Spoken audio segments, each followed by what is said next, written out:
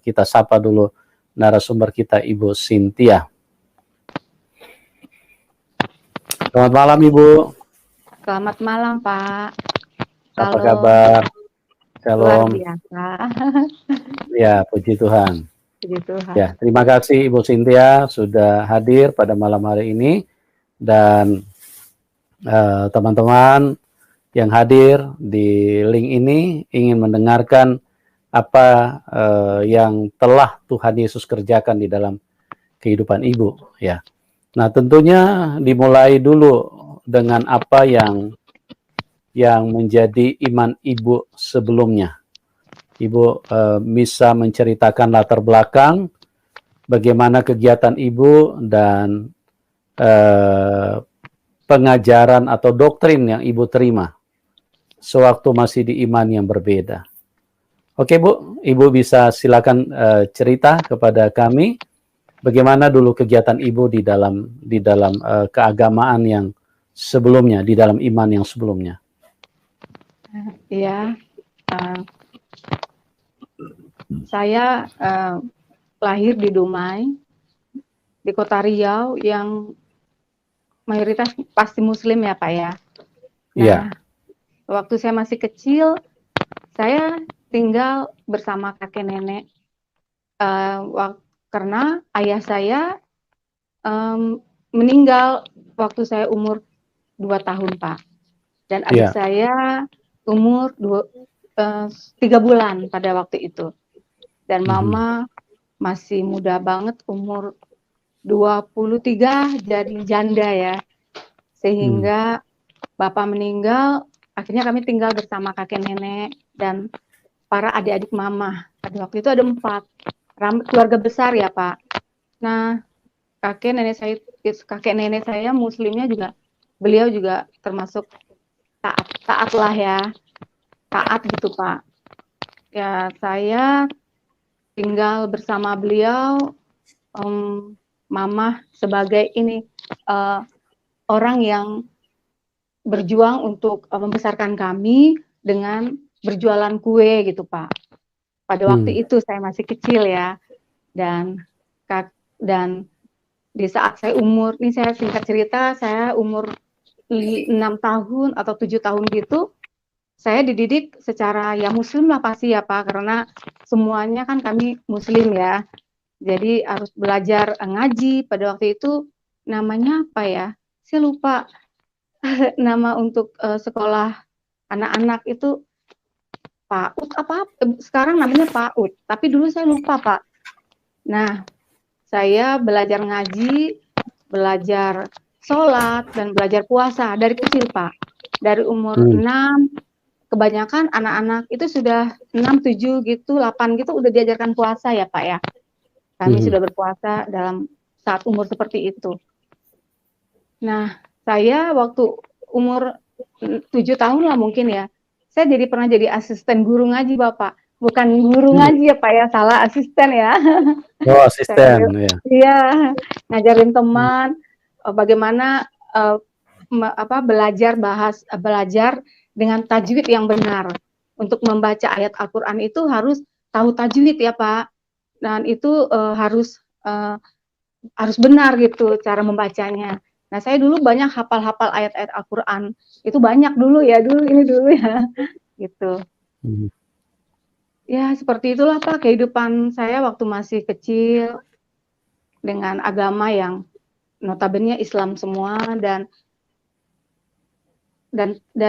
ya begitulah saya juga. Seperti itu Pak. Kalau saya masih kecil. Berapa lama Ibu menjadi asisten guru ngaji pada waktu itu? Asisten itu sama guru ngaji sih cuma beda sedikit aja ya. Artinya Ibu berarti juga sudah pernah mengajar gitu loh.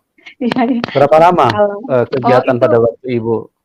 Paling nggak lama sih, paling ya setahun lah kali ya Pak ya. Saya juga udah lupa karena itu sudah sangat lama sekali ya. Begitu. Ya sudah sangat lama sekali. Seperti itu. Oke. Terus apa doktrin yang Ibu pahami tentang agama yang lama, iman Ibu yang lama, seperti apa? Misalnya di dalam berinteraksi dengan dengan yang non-Muslim? Oh iya, kebetulan di tempat saya itu, di tempat kami tinggal, ada orang Hmm, Kristen itu cuma di satu orang, Pak, cuma satu rumah. ya, Dan beliau itu juga ibu yang baik, tapi kami semua hidupnya itu juga ya akur, ya semuanya baik-baik aja ya. Dan saya juga tidak, beliau itu tidak pernah mengajarkan Yesus, tidak berani ya kali ya Pak ya. Dan sehingga ya, kami tidak pernah tahu Yesus itu siapa. Yang di dalam pelajaran saya masih saya sekolah masih dalam menjadi seorang muslim, saya tahu nabi itu ada 25. Gitu, dari Nabi hmm, Adam, Nabi Nuh, sampai Abraham, sampai Nabi Muhammad. Saya tahunya seperti itu. Yang kita pelajari gitu loh. yang kami pelajari seperti itu, Pak. ya, oke. Terus dalam prakteknya dengan sejauh iman ibu di dalam yang lama, bagaimana ceritanya ibu yang sudah pernah menjadi asisten guru ngaji, terus kemudian bisa berbalik, bisa meninggalkan keimanan ibu? Apa yang Oh, terjadi dengan ibu pada waktu itu? Bagaimana oh iya. peristiwanya? Jadi pada waktu saya umur 13 atau 14 ya, saya masih sekolah Madrasah Sanawiyah. Madrasah Sanawiyah itu setingkat SMP ya, Pak ya. Nah, Ya, di sana kami sudah pakai jilbab, Pak. hmm, Pada masa itu ya, Pak. Nah, hmm, satu hari saya bermimpi, dalam mimpi saya itu saya dibawa melihat alam yang sangat putih seperti itu, dan saya melihat ada tiang pilar yang besar-besar, ada 6 bersama, sepertinya saya tahunya itu bidadari, zaman dulu saya tahunya itu bidadari ya Pak, di saat hmm, saya melihat ada 6 berdiri di samping pilar-pilar tersebut ya. Nah, ketika saya masuk, saya berjalan, terus saya melihat ada sosok yang begitu, saya lihat indah, begitu mulia ya. Tapi saya tidak tahu itu Tuhan Yesus. Jadi saya berjalan sampai mendekati sosok laki-laki tersebut. Nah, tetapi hmm, saya melihat, yang saya lihat mereka itu Tuhan itu ada bersama para nabi-nabinya, Pak. Lagi duduk hmm, seperti meeting seperti itu. Tapi tidak seperti saya tidak berani mengganggu karena seperti mereka itu lagi serius berbicara begitu loh, Pak. hmm, Nah, saya berdiri di samping, kalau saya tahu dulu waktu itu saya panggilnya Nabi Isa. Saya bilang, ini hmm, Nabi Isa. Karena saya tidak tahu, saya tidak pernah bertemu Nabi Isa, saya tidak pernah bertemu Tuhan Yesus, dan tidak pernah melihat gambarnya sama sekali. Waktu saya masih di kampung ya Pak, beda hmm, dengan zaman sekarang, Tuhan Yesus itu sudah banyak. Ada fotonya, ada banyak orang tahu lah ya, karena udah banyak kesaksian gitu untuk anak-anak yang sekarang. Tapi pada waktu zaman saya, itu 30 tahun yang lalu kali ya, itu benar-benar tidak hmm, tahu Yesus itu seperti apa atau Nabi Isa itu. Nah, saya berdiri di samping Nabi Isa itu, saya bilang ini Nabi Isa begitu. Jadi saya melihat ada nabi-nabi yang saya lihat. Nah, saya hitung 1, 2, 3, 4 sampai 24. Tapi di dalam penglihatan saya itu, saya tidak bertemu dengan sesosok yang saya kagumin. Karena kan saya hmm, selalu berdoa untuk, jadi begitulah, saya tidak bertemu dengan sesosok yang saya kagumin. Saya bertanya kepada malaikat, saya rasa itu sepertinya malaikat. Kenapa saya bisa hmm, bicara? Itu hati itu seperti bicara, ini malaikat gitu. Saya tanya kenapa? Kok saya nggak melihat sesosok yang saya kagumin ini gitu sampai 3 kali. Tapi dia hanya tersenyum. Nah, hmm. sekarang saya baru mengerti arti mimpi itu. Ternyata saya jadi pengikutnya Tuhan Yesus. Jadi saya hanya bertemu dengan nabi-nabinya Tuhan Yesus yang ada di Alkitab Injil dalam Perjanjian Lama cuma 24. Gitu, Pak. Mungkin sekarang saya memahaminya seperti itu aja. Iya, iya, iya. Oke. Itu pada saat Ibu usia berapa mendapatkan penglihatan itu? Kalau saya pikir waktu saya SMP itu mungkin umur 13 atau 14 kali ya Pak ya. Ingat saya umurnya seperti segitu deh. Karena saya catat loh Pak dalam satu buku pada waktu itu, saya catat. Entah kenapa saya kan dulu ingatnya tuh diary ya gitu ya. Saya catat. Diary ya, saya catat itu di dalam satu buku itu. Saya mimpi ini gitu. Saya satu hal yang aneh. Saya tanyakan, besokannya saya tanya sama nenek, sama mama gitu kan. Oh saya bermimpi seperti ini gitu. Terus nenek bilang, udah kamu banyak doa, banyak puasa, banyak berzikir gitu. Oh ya udah, saya ikutin aja seperti itu. Begitu Pak. Iya. Terus respon Ibu pada waktu itu seperti apa setelah selesai mendapatkan penglihatan itu? Apa yang terjadi di dalam hati Ibu, di dalam pikiran Ibu, dalam perasaan? Bagaimana dia mempengaruhi Ibu dengan penglihatan itu? Pada waktu itu saya merasakan seperti hatinya bahagia aja, sukacita saja ya Pak. Tapi mungkin karena saya masih dibilang ya masih remaja barangkali atau belum dewasa ya. Jadi saya menganggap ya sudah itu hanya mimpi. Jadi nggak terlalu saya pikirkan dan nggak terlalu saya pedulikan gitu. Sampai saya umur 17 atau 18, saya bermimpi juga lagi dikasih mimpi, tapi mimpi mengenai kiamat. Oh, mimpi seperti mimpi itu lagi. ya. Mimpi lagi. Bagaimana mimpinya?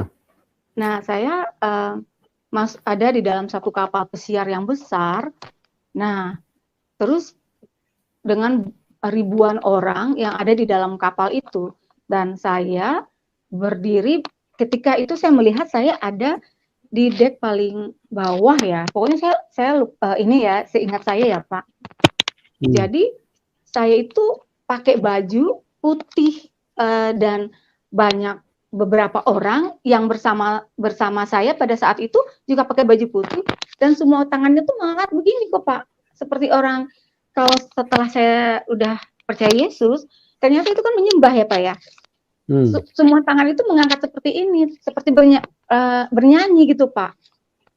Ke kapal gitu ke arah laut lepas gitu loh. Nah, saya pun ikut gitu dan saya ikut menyanyi. Tiba-tiba saya mendengar kiamat. Nah, tiba-tiba itu seperti kapal itu terbelah, kapal pesiar itu terbelah. Saya seperti kena ketiban kaca gitu. Saya bilang Tuhan, pada waktu itu saya manggil Allah ya. Allah, saya serahkan diri saya, hidup saya minta ampun. Udah, tiba-tiba sudah pada semuanya udah meninggal gitu. Nah, saya tidak tahu, maksudnya saya tidak tahu itu begini. Ketika saya tersadar, tiba-tiba saya melihat banyak mayat itu bergelimpangan di lautan, Pak. Tapi saya sudah berdiri di pantai, dan pada waktu yang saya lihat itu, wah, saya berdiri mendekati pantai itu yang pasir putih, tapi arah di sana itu seperti sinar terang.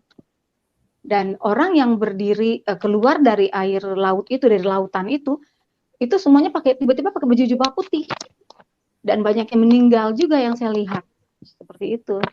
Itu mimpi kedua saya. Seperti itu, Pak. Iya. Terus Ibu melihat orang berjubah putih. Terus apa kata-kata Ibu dengar di situ? Saya itu sepertinya mungkin saya sudah lupa kalau nyanyinya seperti apa. Cuman yang saya lihat itu semua pada mengangkat tangan, dua tangan dan pada bernyanyi. Dan saya juga ikut menyanyi pada waktu itu, saya juga bingung. Tapi saya tidak tahu itu adalah penyembahan di dalam penyembahan kepada Tuhan. Setelah sekarang saya mengenal Yesus, saya baru tahu itu. Seperti itu, Pak.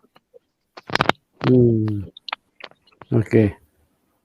Terus bagaimana kelanjutannya setelah mimpi itu? Apakah Ya. ada penglihatan lagi? Nah, setelah mimpi itu ya saya ya berlanjut seperti kehidupan ya, mengalir seperti biasa, sekolah, belajar, dan sampai saya tamat sekolah, sampai saya merantau. Nah, sampai saya ke Jakarta, bertemu dengan suami saya. Nah, barulah proses itu dimulai, Pak. Gitu. Oh, itu Ya, kalau berarti Ibu cuma mendapatkan mimpi, penglihatan, tapi iman Ibu masih tetap sama ya waktu itu? iya, karena saya taunya hanya di dalam apa Islam saja. Saya tetap berpuasa, saya tetap sholat.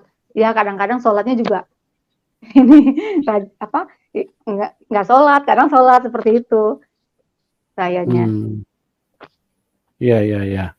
Oke, terus bagaimana proses selanjutnya sampai Ibu bisa mengenal Tuhan Yesus? Ya, nah setelah saya menikah, saya mempunyai anak dua.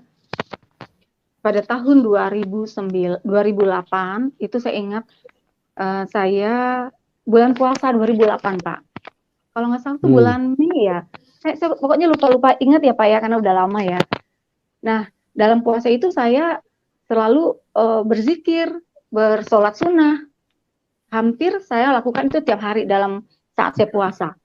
Jadi puasa itu sampai 2 minggu kalau seingat saya.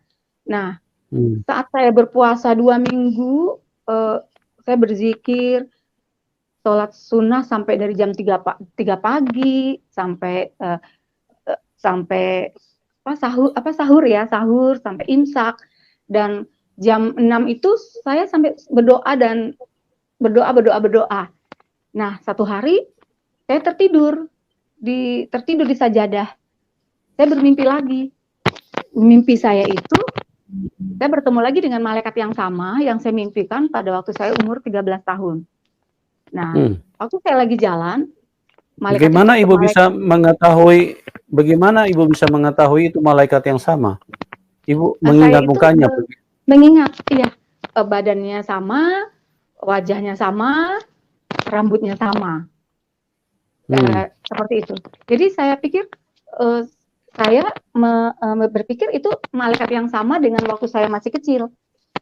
hmm, Pikiran saya seperti itu aja.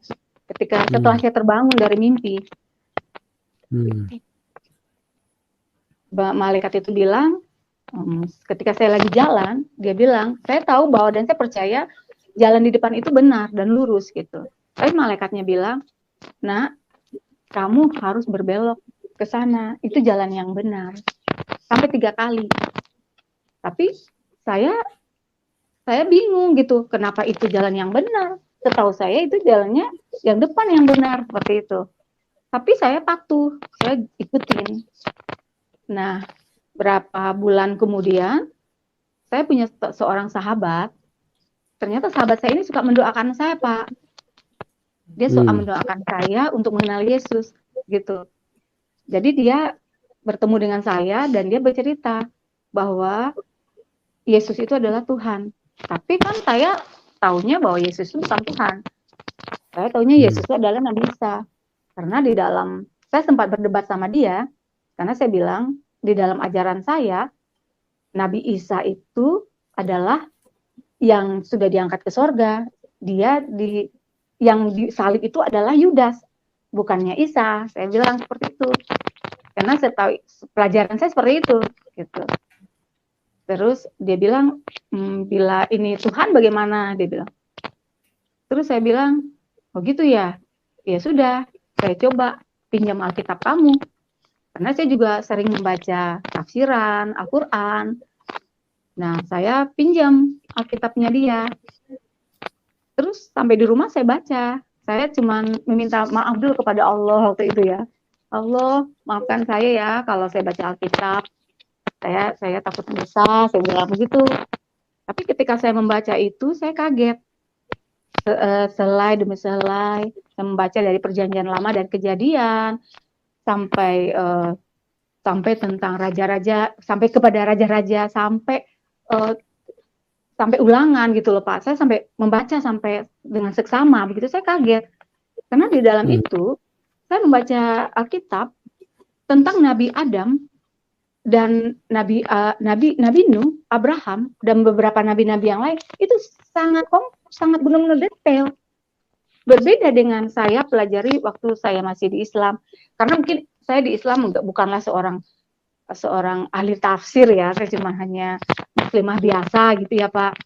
Jadi saya heran kok di dalam Alkitab ini nabi-nabinya benar-benar lengkap gitu, bahwa dari kejadian Adam diusir dari sorga, dari Taman Eden ke bumi, dan umurnya 970 tahun, 930 tahun beliau Adam meninggal. Saya sampai kaget gitu loh, kok bisa gitu. Dan ada anak-anaknya, sampai semua disebutin semua nama-namanya. Kok bisa? Saya bilang, saya nggak pernah membaca di dalam ayat tafsiran Al-Quran atau apapun. Saya belum pernah membaca nabi-nabi yang sedetail ini. Saya pikir begitu. Sehingga, wah ini kok bisa begitu gitu ya. Saya sampai tercengang gitu loh. Saya baca lagi tentang Nabi Isa, tentang Yesus gitu. Saya kaget gitu loh, kok berbeda ya gitu. Ya mungkin Tuhan sudah menjamah hati saya. Saya percaya itu. Atas kasih dan anugerahnya Tuhan selamatkan saya. Akhirnya ya singkat cerita saya berpikir gini, aduh kalau benar Tuhan Yesus itu adalah Tuhan, wah saya takut kalau seandainya tiba-tiba mati dan saya belum belum dibaptis, aduh saya bagaimana? Saya jadi ketakutan seperti itu Pak. Sehingga saya berdoa, Tuhan Yesus, apakah Engkau benar-benar Tuhan? Saya berdoa seperti itu. Jika Engkau benar-benar Tuhan, tolong beritahu saya mau dibaptis di mana? Saya bilang. Akhirnya saya cari tahu sendiri, dibaptis di mana. Saya cari dapat. Saya dibaptis pertama kali di gerejanya Pak Niko pada waktu itu, dan bersama teman saya diantar ke sana. Tapi pada waktu saya mau dibaptis, kami makan dulu Pak sama teman saya. Sampai ke sana, orang-orang semua sudah dibaptis. Sudah terlambat saya datang. Pas waktu saya datang, saya terakhir. Tapi sudah tidak didoakan. Saya merasa saya tidak afdol dibaptisnya. Seperti itu. Ya. Bu, saya mau tanya, itu waktu Ibu melihat malaikat yang berkata, jalannya bukan ke sini, jalan kamu mutar balik. Ya. Ibu melihat apa di situ? Waktu disuruh mutar balik. Ya. Saya itu melihat ya seperti jalanan. Ya sepertinya di situ terang gitu loh Pak yang saya lihat, karena yang saya lihat cuma ada saya dan ada malaikat itu berdiri di depan saya kan. Saya pikir itu adalah jalan yang benar. Nah, makanya saya berbalik. Ketika saya dibilang, "Nak, kamu harus berbalik. Jalan kamu yang benar ya di saat itu." Nah, pada waktu saya terbangun, saya agak sedikit heran gitu. Saya ini puasa 2 minggu berturut-turut. Saya sholat dari sholat 5 fardu itu, saya ikutin gitu loh, maksudnya rajin. Dan saya berzikir, saya sampai sholat sunnah, sampai sebelum sholat subuh itu, saya sholat sunnah namanya ya, saya juga lupa. Terus setelah sholat subuh, setelah imsak, saya itu berdoa terus berzikir sampai pagi, sampai jam 5, jam 6 pagi. Sampai berapa hari, 2 minggu saya lakukan hal itu. Saya bingung, loh kenapa ya? Saya berpikir begitu. Saya kan sholat tiap hari, berdoa, berzikir, gitu, puasa gitu. Kenapa saya harus disuruh berbalik? Nah itu satu pertanyaan yang saya sampai nggak habis pikir gitu loh Pak. Itu. Ya. Jadi Ibu berbalik juga? Saya berbalik, ngikutin kata menurut saya itu malaikat ya. Kenapa? Karena saya sering berapa kali mimpinya malaikat itu. Dan sampai setelah saya dibaptis, saya berkali pun dimimpiin lagi malaikat itu, Pak. Saya sering diberikan mimpi-mimpi sama Tuhan. begitu. Ibu tidak adu argumen sama malaikat itu, "Enggak, saya mau jalan Enggak, sini aja." enggak sih, saya untungnya taat, Pak. Untungnya saya patuh ya, Hmm, Pak. ya, ya, ya, ya. Jadi Ibu berbalik ya. Saya Nah, berbalik. setelah Ibu berbalik, apa kejadiannya pada waktu itu? Ya, setelah saya berbalik, itu sekitar bulan Mei kalau nggak salah, saya ingatnya antara bulan puasa itu Mei apa Juni ya, Pak ya. Nah, saya Hmm, berbalik sekitar bulan Desember pada tahun yang sama 2008 ya. Saya diinjilin sama teman saya itu yang tadi namanya hmm, Sandy, teman saya, sahabat ya. ya, Nah, dia kasih saya Alkitab dan saya baca. Pada waktu saya baca itu saya seperti ya apa ya? Seperti saya kayak masuk dalam dimensi itu dan saya kayak benar-benar kayak merasa hidup. Saya merasa itu Alkitab tuh hidup gitu loh. Saya sampai bingung. Ini kok bisa ya? Kok bisa ya? Saya cuma berpikir seperti itu. Kok kok bisa begitu ya? Saya bilang. Sehingga saya berdoa sama Allah pada waktu itu. Saya bilang, Allah, kalau benar-benar Tuhan Yesus Tuhan, berikan saya ini, berikan lebih kasih tahu saya lagi seperti apa yang harus saya lakukan. Kalau benar-benar Yesus Tuhan, aduh saya bagaimana ya? Saya cuma berdoa seperti itu, Pak. Tapi ya mungkin karena itu semua karena kasih Tuhan, kebaikan Tuhan. Saya seperti diberikan roh seperti hati saya bicara begini, aduh kalau benar Yesus Tuhan dan saya belum dibaptis, kalau tiba-tiba saya meninggal atau ada apa kejadian, waduh bagaimana ya? Karena saya sangat takut sekali waktu itu dan saya mencari ya. gereja untuk cepat-cepat dibaptis pada waktu itu. Hmm, Gitu Pak, itu cerita ya. saya. Oke. Teman itu teman sekolah apa teman apa yang mendoakan Ibu waktu itu? Oh iya kebetulan teman saya ini adalah anaknya satu sekolah sama anak saya. Pada waktu itu anak Oh, saya masih SD apa TK ya? Saya tahun 2009 SD kali ya, saya lupa. TK ya? hmm, Anak saya lahir tahun 2003. 2008 berarti 5 tahun ya? Ya 5 tahun berarti TK ya Pak? Iya TK. iya, Jadi kami berteman pada saat anak saya masuk sekolah, saya bertemu sama teman saya itu. Jadi kami sering pergi kemana-mana berdua jalan gitu. Seperti itu. oke. Terus, bagaimana sampai Ibu memutuskan mau, terima Tuhan Yesus, mau ikut Tuhan Yesus? Apakah Uh, sebelum menikah apa sesudah menikah? itu saya sesudah menikah Pak, udah punya anak 2. Ah, Uh, saya tahun 2008 saya sudah punya anaknya 2. Jadi saya percaya Tuhan Yesus sebenarnya udah terlambat sih di saat umur saya sudah ya dibilang udah inilah ya udah umur 30-an lebih lah gitu ya. Jadi buat saya itu apa um, terlambat gitu. Kenapa bukan dari di masa saya kecil atau barangkali saya pas lagi masih gadis. Kalau saya berpikir seperti itu, ada penyesalan. Kenapa kok saya apa diselamatkannya itu pada waktu sekarang? Saya berpikir seperti itu.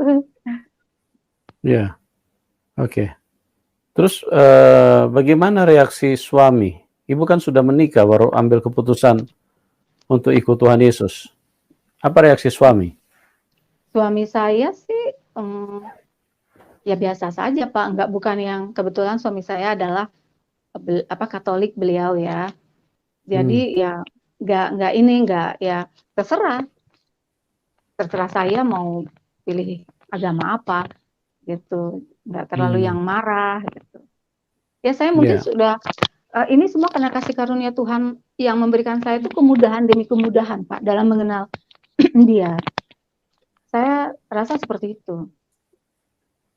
iya, Oke, terus, Ibu dengan keluarga gimana? Ada tantangan nggak waktu Ibu percaya Tuhan Yesus? Oh iya, Apa mereka tantangan mereka terhadap Ibu? tahun 2010 pada tahun 2009 ya saya dibaptis. Saya tidak berani bicara sama keluarga saya takut Pak. Pasti ya, saya takut bicara, saya tidak berani. Tapi pada tahun 2010 saya memberanikan diri untuk bercerita bahwa saya sudah menjadi anak Tuhan. Itu penuh dengan kontra yang sangat luar biasa. Ibu saya sampai sakit, Pak. Memikirkan saya menjadi anak Tuhan. Jadi pada waktu ibu saya sakit tahun 2010 itu kalau nggak salah bulan April, dan nenek saya juga lagi sakit, saya pulang ke Dumai pada waktu itu. Dan pastinya keluarga besar saya itu marah sekali saya karena percaya Tuhan Yesus ya. Nah, dengan ada kejadian ini benar untuk mengikuti Yesus itu, prosesnya benar-benar ini ya menyakitkan gitu loh. Jadi mama itu kena stroke, stroke-nya ringan ya Pak ya, jatuh dari toilet terus dibawa ke rumah sakit. Nah, setelah berapa hari di rumah sakit dibawa pulang. Tapi kalau di kampung kami di daerah Riau itu di Dumai itu, untuk menyembuhkan stroke itu ada namanya itu tukang pijit Pak, yang bisa memijit untuk kesembuhannya cepat gitu loh Pak.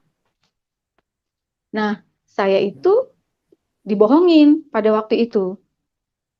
Nah, mereka bilang adik saya tidak bisa nganter.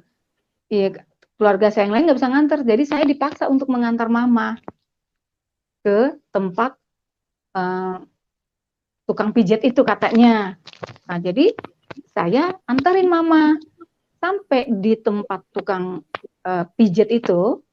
Ternyata itu bukan tukang pijat, Pak. Jadi saya dipersilahkan duduk dan saya lihat, saya hatinya udah nggak enak. Ini kayaknya bukan tukang pijat, tapi hati saya tuh kayak bergemuruh gitu. Ini ada apa gitu? Tiba-tiba si bapak itu bilang, siapa yang nama Cynthia gitu kan? Saya bilang, dari belakang kan saya duduk tuh Pak di kursi tamu. Nah si bapak itu berdiri di belakang saya, dia notok saya Pak, notok punggung saya. Setelah notok punggung saya jadi kaget gitu kan, karena ternyata nanti saya ceritakan. Jadi waktu saya ditotok itu saya kaget, tiba-tiba itu si bapak itu punya asisten perempuan. Asistennya itu juga ditotok Pak, ditotok. Dan si cewek itu tiba-tiba seperti orang kerasukan, dia menyembah begini, paduka begitu sama si bapak itu. Langsung bilang gini, bunuh dia paduka, bunuh dia. Saya kaget, hah, bunuh saya gitu kan. Terus si bapak itu diem aja, senyum aja gitu. Nah, terus dia bilang gini, kamu harus menyembah, dia adalah raja, katanya dia bilang gitu. Saya bilang, raja saya hanya Yesus. Saya bilang, selain raja bukan Yesus, saya tidak akan pernah menyembah. Saya bilang begitu. Saya tidak tahu saya dapat kekuatan dari mana. Saya tidak mengerti saya dapat keberanian dari mana. Saya bisa bicara seperti itu. Dan mereka akhirnya mengajak saya duduk di lantai, Pak. Dia duduk di lantai. Nah, waktu duduk di lantai itulah cewek itu selalu bilang, bunuh gitu kan ya. Terus saya pun diam, saya seperti terpaku gitu. Tapi tidak ada ketakutan dalam diri saya.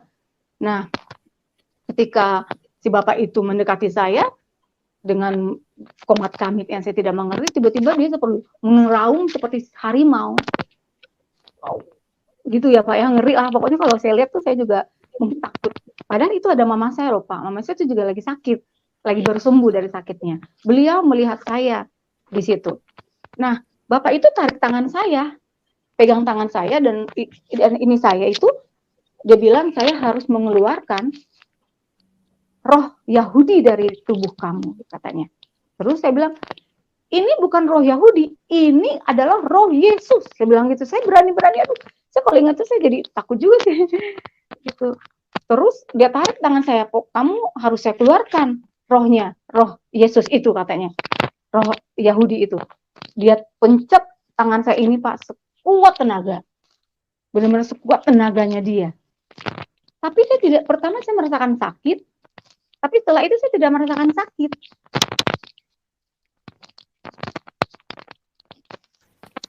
Sampai dia cekek ininya saya, sampai dia tekan saya punya urat nadis, sekencang-kencangnya Pak, sampai 2 jam.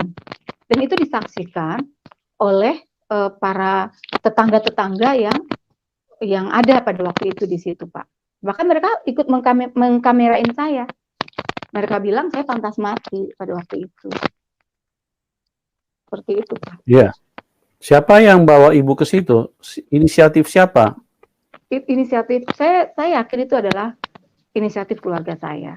Karena mereka itu berpikir bahwa mungkin mereka tidak tahu bahwa dukun ini menyiksa saya, tapi yang mereka tahu adalah dukun ini untuk mencabut roh-roh orang yang kegelapan katanya. Roh Yahudi. Iya, jadi mereka pikir saya tuh kemasukan roh Yahudi yang harus dibuang katanya begitu. Ya saya disiksa sampai 2 jam pada waktu itu. Dan itu saya pikir saya sudah mau mati. Saya bilang, Tuhan, jika memang saatnya saya harus pergi, ya sudah saya serahkan. Saya bilang begitu. Saya serahkan. Pada waktu itu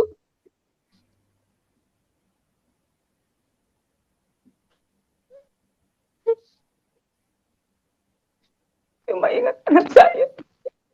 Anak saya. Itu terbayang wajah anak saya.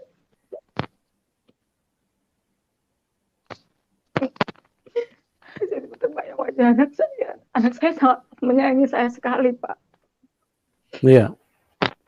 Jadi, saya bilang, Tuhan, jika saya harus pergi saat ini, ya sudah saya berserah. Saya bilang, tapi jika saya diberi kesempatan, biarlah saya bertemu dengan anak-anak saya bilang begitu. Dan saya seperti apa? Saya terus melawan karena saya berpikir pada waktu itu ya apa ya? Saya kayak udah nggak mampu berpikir lagi mungkin ya Pak ya. Karena yang saya lihat si dukunnya itu dengan kekuatan dia, dengan tenaga dia yang begitu kuat untuk menekan urat nadi saya kuat-kuat tenaga dia gitu ya. Sampai dia lihat saya tadinya itu berkeras, tadinya itu saya kayak menantang dia cekek ini leher saya sekuat tenaga sampai dia ngus-ngus gitu Pak. Dan akhirnya dia cari kaki saya, dia tekan lagi di kaki saya yang di ujung ini di ujung apa ini ya, itu dia tekan juga sekencang-kencangnya, tapi saya diam aja gitu loh, seperti kayak nggak merasakan kesakitan Pak, cuman saya berpikir saya udah mau mati aja. Tapi dan ketika saya melembut gini, seperti saya dibilang sama Tuhan udah menyerah gitu loh. Terus saya langsung lemesin badan saya, baru bapaknya nggak mencet lagi ini saya, nggak nyekek lagi, nggak nekan ini saya, gitu. Sampai akhirnya, ya, itu kok 2 jam itu apa saja yang terjadi sama Ibu pada waktu itu? Ibu pingsan atau gimana? Kok bisa disiksa sampai berjam-jam gitu? Ya saya nggak pingsan Pak. Yang anehnya saya nggak pingsan. Yang anehnya waktu pertama si dukun itu menggencet tangan saya yang ini ya Pak ya, dikencet sekuangnya, sekencang-kencangnya, itu saya merasakan sakitnya luar biasa pada pertama kali itu. Tapi yang kedua, ketiganya saya tidak merasakan apa-apa Pak. Saya tidak merasakan apa-apa.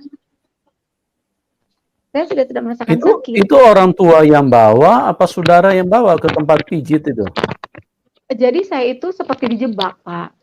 Mereka Oh. itu menjebak saya begini, Mama antarin ke tukang pijet karena nggak ada yang nganterin. Jadi satu-satunya saya yang bisa nganterin Mama. Jadi saya pikir, oh hanya tukang mijet aja, mijetin tangan beliau ya, yang lagi sakit begitu kan. Jadi saya anterin. Pada waktu itu adik saya nggak bisa nganterin. Jadi saya lah yang nganterin, Pak. Tetapi ternyata mereka sudah bersekongkol. Mungkin keluarga saya sudah bersekongkol. Saya tidak menyalahkan mereka sampai saat ini. Saya tidak dendam, saya tidak sakit hati. Saya sudah mengampuni. Karena saya berpikir mungkin tujuan mereka baik supaya saya kembali kepada Iman ajaran yang sebelumnya. iman yang lama, ya. Dan saya pikir saya tidak akan mau dendam. Dia sudah mengampuni, Pak. Itu sudah lama.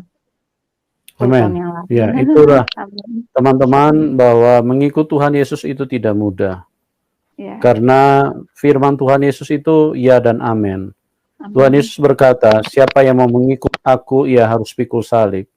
Itu sebabnya istilahnya ada salib yang harus kita pikul. Ada penderitaan yang harus kita alami. Dan firman Tuhan itu adalah satu pembuktian dan itu adalah sebuah kebenaran. Dia bukan huruf-huruf, tapi dia adalah firman. Dan yang dikatakan Tuhan itu adalah benar.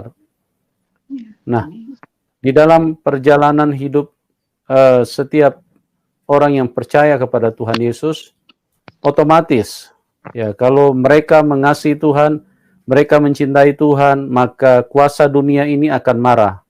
Kuasa kegelapan akan marah. Kuasa kegelapan akan melakukan upaya-upaya untuk menghalangi imannya. Tetapi kita melihat di sini bahwa kuasa Tuhan begitu besar, kuasa Tuhan begitu ajaib. Orang yang ada di dalam Tuhan Yesus Kristus adalah orang yang memiliki roh pengampunan. Tidak memiliki roh dendam. Tidak memiliki roh kematian. Tidak memiliki roh kebencian. Tapi roh pengampunan. Sekalipun kita disiksa tanpa alasan, sekalipun kita disiksa tanpa dalil, tetap yang keluar dari mulut orang yang percaya kepada Tuhan Yesus, ampuni mereka Tuhan. Sebab itu yang diajarkan oleh Tuhan Yesus. Nah teman-teman, mengenali Tuhan yang benar itu simple. Jangan sampai kita tersesat. Jangan sampai kita tertipu. Jangan sampai kita masuk neraka. Karena ternyata kita beriman kepada Tuhan yang salah. Tuhan yang benar itu Tuhan yang pengasih dan penyayang. Tuhan yang berkuasa. Orang yang berjumpa dengan Tuhan Yesus, maka dia akan meluap-luap dengan kasih sayang. Walaupun dia dianiaya, walaupun dia disiksa, walaupun tetap dia melepaskan pengampunan. Dan puji Tuhan, orang yang bertahan, orang yang setia, tidak mudah akan berbalik ke dalam imannya yang sebelumnya. Tapi orang yang mengalami perjumpaan dengan Tuhan, dia akan bertahan, dia akan setia sampai mati. Ya, terima kasih Ibu. Terus bagaimana Bu kelanjutannya? Ibu menceritakan kepada suami nggak setelah Ibu mengalami siksaan seperti itu? Saya nggak pernah cerita itu sampai sekarang kepada mertua saya pun saya nggak berani. Jadi saya pas setelah kejadian malam itu, saya akhirnya pulang sama mama, ya. Tapi kami naik beca ya Pak ya. Naik beca, jadi sampai mama juga nangis, terisak-isak melihat saya diperlakukan seperti itu. Karena saya bisa melihat mama pada waktu itu, kan saya duduknya berhadapan, mama di ujung sana, jadi saya bisa lihat. Nah, tapi saya sampai di rumah, mama bilang begini, udah kamu pulang aja ke Jakarta. Kalau di sini nanti kamu kasihan, mama bilang begitu. Iya, besok aku harus pulang ke Jakarta. Kalau di Dumai itu Pak, nggak bisa ini dapat tiket itu ke Jakarta tuh nggak gampang, harus lewat Pekanbaru karena keluarga saya bukan ada yang kerja di Caltex atau Pertamina. Kalau kerja Pertamina, saudara atau orang tua bisa dapat tiket di Dumai langsung ke Jakarta. Nah saya keesokan harinya itu Malamnya itu setelah saya sampai di rumah, saya berdoa sama Tuhan. Pas jam 2 pagi saya mendengar, habis saya doa, itu saya dengar seperti di atap saya itu kayak orang berlari-lari gitu loh, Pak. Ini ada apa, siapa yang berlari di atas gitu. Jadi ada ini juga, serem juga, saya bilang. Akhirnya mama bilang, udah kamu pulang ke Jakarta. Ya sudah, besokan harinya itu tangan saya itu bengkak, Pak. Ini bengkaknya tuh sampai berapa hari itu bengkak segini. Dua-duanya. Saya bilang, ya sudah, Pengaruh saya, karena pengaruh karena dipijit ya, Bu? Atau iya, didukunin ditekan. itu? Iya, ditekannya sampai kenceng Oh, sekali itu. Sampai bengkak berarti sampai di hanya sini. pengaruh kepada fisik aja, Bu ya? Iya, pengaruh kepada Kepada fisik. mental Ibu ada pengaruh nggak kepada mental? Enggak, enggak. Saya percaya Ya. bahwa ada Tuhan yang memberikan saya kekuatan. Amin. Ada Tuhan memberikan Amin. saya keberanian. Amin. Ada Tuhan Yesus, haleluya. Ada Ya. Tuhan Yesus. Itulah Ya. Tuhan Yesus, Tuhan yang setia, Tuhan yang berkuasa. Amin. Apabila kita bersama dengan Dia, maka perlindungannya ada. Sekalipun Tuhan izinkan kita. Kenapa Tuhan izinkan kita disiksa? Kenapa Tuhan izinkan kita dianiaya? Kenapa Tuhan izinkan kita menderita? Ada banyak tujuan Tuhan. Yang pertama, Tuhan ingin menunjukkan kepada orang yang percaya kepada Dia, kepada Tuhan, bahwa dunia ini dunia yang jahat. Dunia ini selalu menghasilkan yang jahat. Dunia ini yang dihasilkan adalah kebencian. Dunia ini yang dikeluarkan adalah amarah. Dunia ini yang dikeluarkan adalah bagaimana untuk menyingkirkan orang lain, merugikan orang lain. Itulah dunia. Dan Tuhan Yesus mengizinkan itu supaya kita mengenal. Dan yang kedua, yang Tuhan ingin buktikan bahwa ajarannya berbeda dengan ajaran yang dari dunia. Itu sebabnya Tuhan izinkan bahwa bagaimana kita mengenal kebenaran. Kebenaran pada saat bertemu dengan ketidakbenaran, ketidakbenaran akan marah. Ketidakbenaran akan panas hati. Ketidakbenaran akan selalu berusaha untuk menekan, bahkan dengan tujuan untuk membuat kita berbalik atau meninggalkan Tuhan. Tapi kita melihat Tuhan Yesus adalah Tuhan yang setia. Dia bertanggung jawab. Dia panggil kita. Dan yang penting juga, Tuhan ingin menunjukkan bahwa kita sudah berjumpa Tuhan. Kenapa? Karena orang yang berjumpa Tuhan hidupnya berubah. Orang yang berjumpa dengan Tuhan pengampunannya besar. Orang yang berjumpa dengan Tuhan sekalipun dia disakiti, dia tidak akan membalas. Sekalipun dia disakiti, dia paling hanya bisa berdoa, ampuni mereka. Jadi di situ kita melihat bahwa ada dua kekuatan yang bekerja di dalam hidup manusia, kekuatan Tuhan dan kekuatan setan. Apabila kita buka hati kepada Tuhan, maka kasih karunia Tuhan, kebaikan Tuhan, cara hidup kuat, cara hidup Tuhan, konsep Tuhan dimasukkan di dalam hidup kita. Tapi kalau kita tidak mengenal Tuhan, maka hidup kita hanya dipenuhi dengan amarah, emosi, iri hati, kebencian, bahkan membunuh orang lain, menghalalkan darah orang lain. Ya, kita akan terus dirasuk dengan kuasa kegelapan untuk terus marah, terus emosi, dan yang penting hawa nafsu kita, keinginan kita, kepuasan amarah kita bisa tercapai. Kita tidak pikir orang lain menderita. Kita tidak pikir saudara kita menderita. Ya, bahkan Ibu Cynthia tadi mengatakan bahwa itu adalah merupakan rekayasa keluarga. Nah, rekayasa keluarga. Keluarga kalau tidak melihat kebenaran, keluarga kalau tidak melihat Tuhan Yesus, ya seperti itulah. Dia tidak peduli saudaranya mau mati kek, mau apa kek, dia tidak peduli. Yang dia peduli adalah puas hatinya. Yang dia peduli adalah bagaimana dia punya tujuan bisa tercapai. Beda dengan orang yang kenal Tuhan. Ya, oke. Ibu terus bagaimana kelanjutannya setelah Ibu mengalami itu? Apakah Ibu ada keinginan untuk mundur dari Tuhan Yesus? Kan ikut Tuhan Yesus tidak mudah, Bu. Susah. Nah, itulah hebatnya Tuhan kita, Pak. Ya. Ketika kita berserah kepada Dia, ketika kita mengandalkan Dia, ketika kita percaya pada apa yang direncanakan Dia, ya kita tidak akan merasa sakit hati lagi, tidak akan ada rasa dendam lagi, tidak ada lagi rasa benci. Karena kita tahu bahwa mereka mungkin tidak bermaksud jahat sama saya. Mereka mungkin tidak seperti yang mereka pikirkan akan terjadi hal seperti itu. Itu hanya anggapan saya saja ya Pak. Dan saya tidak akan menyerah. Saya percaya bahwa Tuhan Yesus pasti menjaga hidup saya, melindungi saya. Dan saya tetap mau mohon kepada Roh Kudus untuk taat kepada Dia sampai selamanya. Amin. Amin. Oke. Puji Tuhan, luar biasa. Ibu, mungkin Ibu bisa ceritakan mujizat apa yang Ibu alami di dalam Tuhan,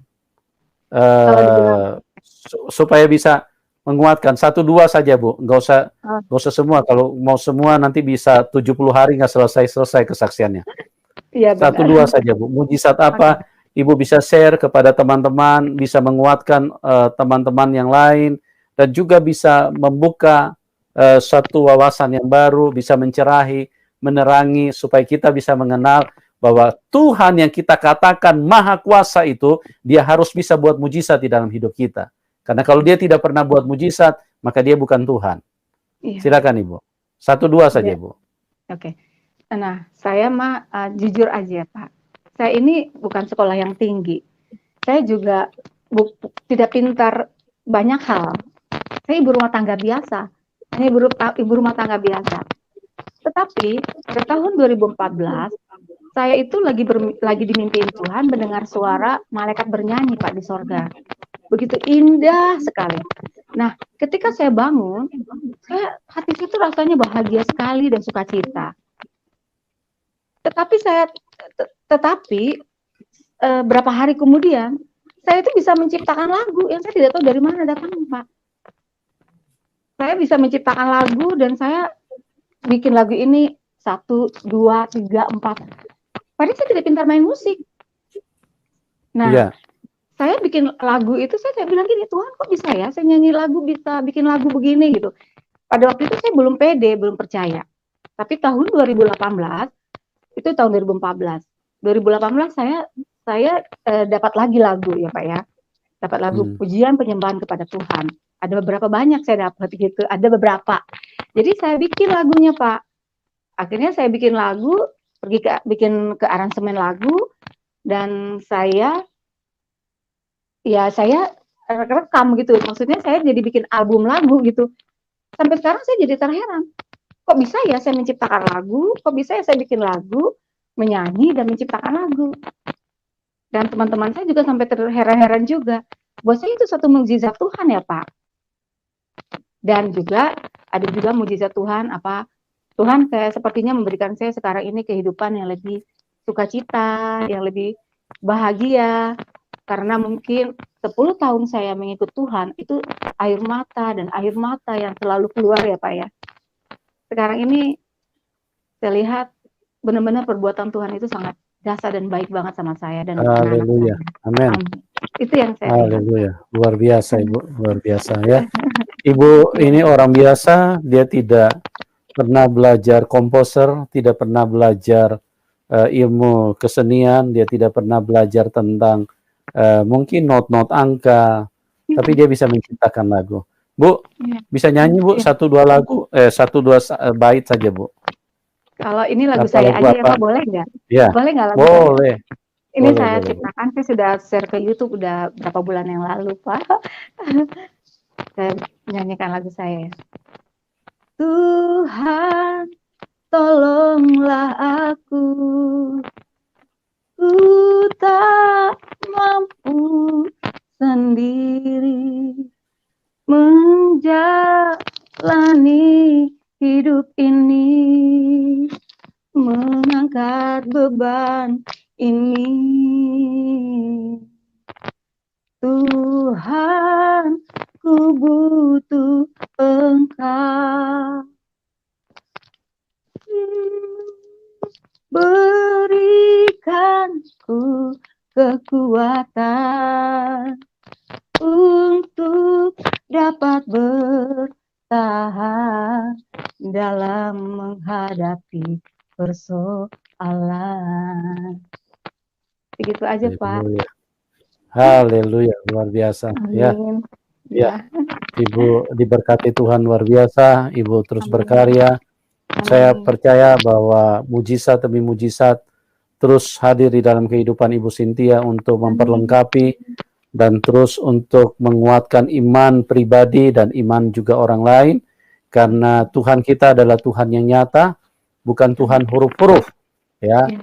Kalau Tuhan huruf-huruf itu menjadi tanda tanya besar, ya. Karena apa?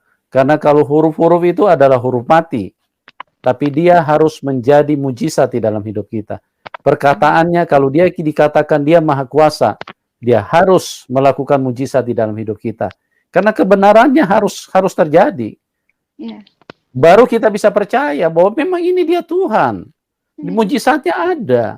Kita merasakan, kita mengalami. Kalau kita cuma baca huruf-huruf, dikatakan Tuhan maha kuasa, Tuhan maha kuasa, Tuhan maha baik, itu kan huruf-huruf. Buktinya apa di dalam hidup kita? Tapi beda dengan Tuhan Yesus, teman-teman. Ya, Tuhan Yesus melakukan mujizat, Tuhan Yesus melakukan kuasanya, Tuhan Yesus melakukan hal-hal yang sangat kita perlukan di dalam hidup ini. Bu, bagian terakhir, Ibu bisa kasih 1-2 pesan buat teman-teman yang belum kenal Tuhan. Ya, apa pesan Ibu buat mereka? Tuhan ajarkan kita harus mengasihi mereka. Apa pesan Ibu buat mereka? Pesan saya, Tuhan Yesus itu adalah Tuhan yang benar-benar Tuhan. Dia adalah benar-benar Tuhan yang maha hidup. Percayalah, kalau kita percaya dengan Dia, kita akan mengalami sesuatu hal yang mujizatnya yang benar-benar luar biasa yang akan kita alami. Proses dalam hidup kita itu terlalu banyak, tetapi kalau kita mengandalkan Tuhan, Dia akan bersama kita dan akan menolong kita. Dia selalu bersama kita. Percayalah bahwa Yesus itu benar-benar Tuhan yang sesungguhnya. Amin. Amin. Amin. Ya, terima kasih. Dia adalah Tuhan sesungguhnya. Dialah satu-satunya Tuhan. Ya, Dialah yang mengasihi kita, Dialah yang menebus kita, Dialah yang mati buat kita, Dialah yang menyatakan dirinya kepada kita. Ya, supaya apa? Supaya kita mengenal Tuhan yang benar. Kalau Dia tidak menyatakan diri, semuanya hanya masih serba bertanya-tanya. Semuanya hanya serba mereka-reka. Semuanya hanya serba kata-kata. Tapi kalau Dia menyatakan diri, maka Dialah Tuhan yang sebenarnya. Oke, terima kasih buat Ibu Cynthia yang luar biasa. Kesaksian Ibu memberkati kita semua. Dan doa kami buat Ibu Cynthia tetap maju, tetap luar biasa dalam melayani Tuhan.